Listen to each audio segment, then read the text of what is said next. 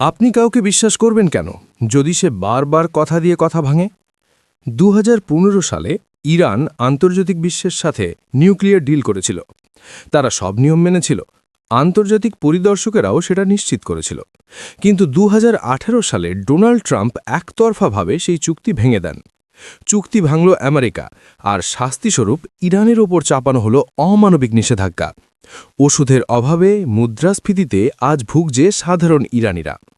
এরপর ২০২০ সাল America drone হামলা চালিয়ে ইরানের শীর্ষ জেনারেল কাসেম সোলাইমানিকে হত্যা করল, তাও আবার ইরাকের মাটিতে।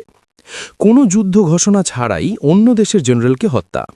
একবার ভাবুন, ইরান যদি আমেরিকার কোনো শীর্ষ জেনারেলকে এভাবে হত্যা করত তাহলে কি হতো? ইরান বুঝতে পারল আন্তর্জাতিক আইন শুধু আমেরিকার স্বার্থ রক্ষার জন্য, তাই তারা সিদ্ধান্ত নিল আর কখনোই দুর্বল হওয়া যাবে না। পুরো উপসংহার জানতে দেখুন শেষ পার্ট।